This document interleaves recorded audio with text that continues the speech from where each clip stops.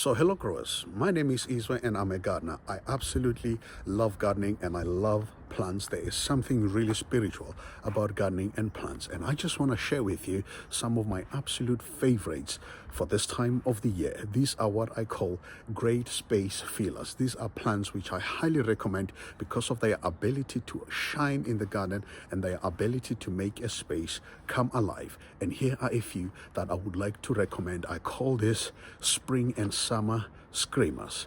This is what they are. And the first one on my list is this American native. This is a Ceanothus, and there's so many varieties of them, but this particular one here is called the Skylark. Now, these are incredible plants.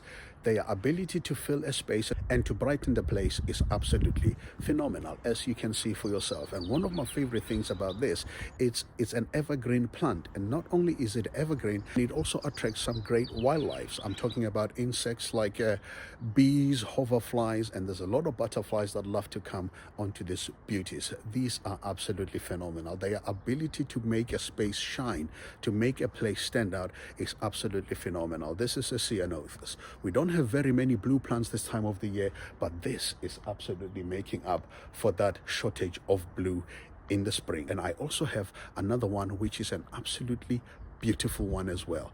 This I highly recommend. This here, ladies and gentlemen, is a Ceanothus variegata.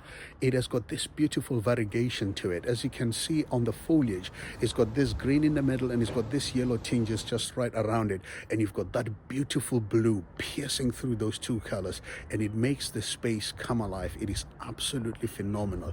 It is indeed a very gorgeous plant. That's a Ceanothus variegata, and like I said, one of the beautiful things about this is that they are evergreen, so you've got all year interest in your garden by simply just the way the foliage looks, and as the year progresses they begin to flower, and that blue pierces through all of that beautiful foliage, and it looks absolutely gorgeous. It helps attract great pollinators in your garden, especially if you're growing things like vegetables and other things that need pollination. To have a Ceanothus in your garden is only to encourage them, and you don't only have to be growing vegetables to attract pollinators in your garden, but it is just a good reason just to make sure that wildlife has room and space in your garden.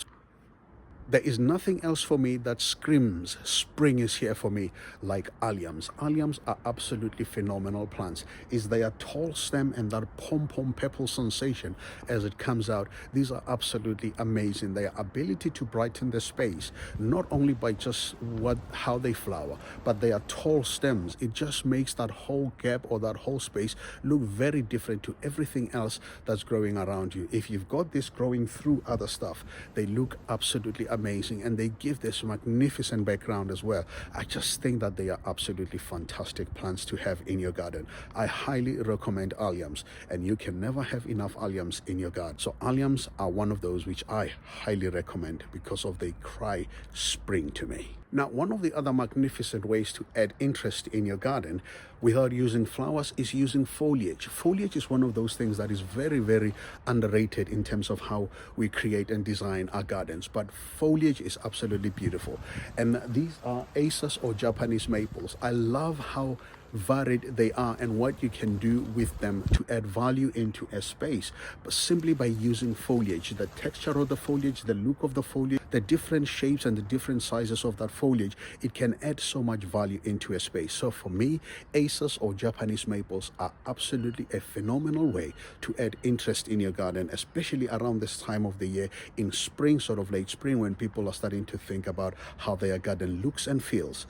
This is one of the best ways to add interest into your garden, by just adding foliage, different color foliage, just to break that monotonous green or dark green. You can add this vibrancy of golden, red, and really sort of like bright colors by using foliage, and one of the best foliages to use for that is Asus. Asus are absolutely amazing. Roses. I am a big fan of a fantastic or good looking English rose, and English roses do not come any better than Strawberry Hill by David Austin.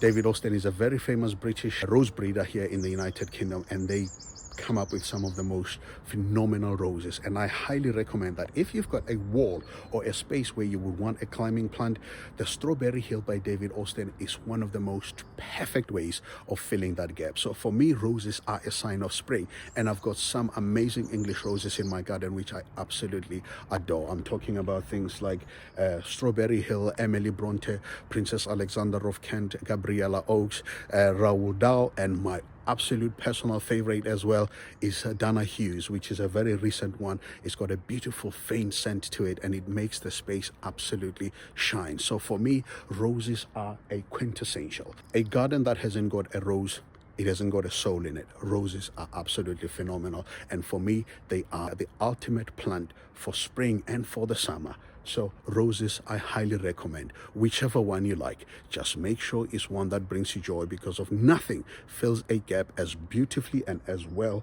as a good English rose.